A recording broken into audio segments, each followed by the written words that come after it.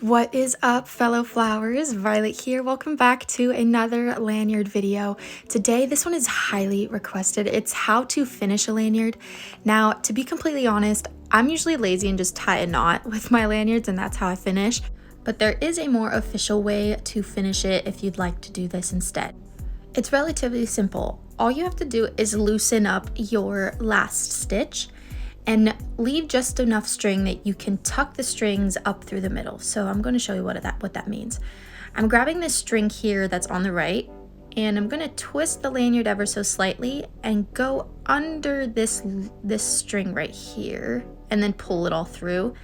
And then I'm going to do that for all the rest of the strings. So here I have this guy right here pointing down. I'm going to tuck him underneath the string next to him on the right here, pull him up through the middle, and you're essentially going to continue that for the rest of your strings.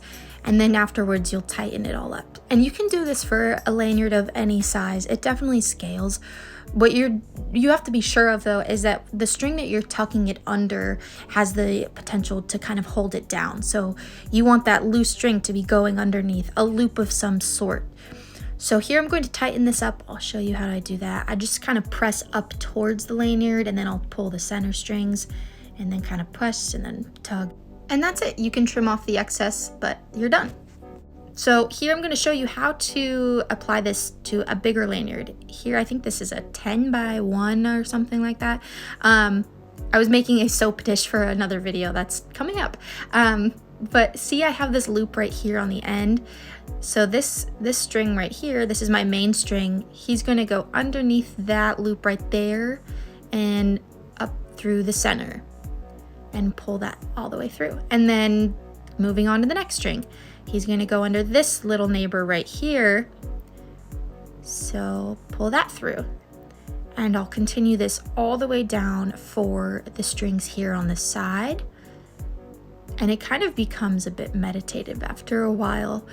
You grab the loose string, tuck it underneath the neighbor, and pull it up through the center. So I'm just going to fast forward so that you can see the finished product. For those of you who are interested, I am an affiliate with Pura Vida bracelets. I will post a link down below to where you can get 20% off of your next purchase if you'd like to check that out. So moving on now, I'm going to do that same principle of pulling the strings downwards and then pressing those loops up towards the lanyard. And I'll go one by one to tighten the rest of these down.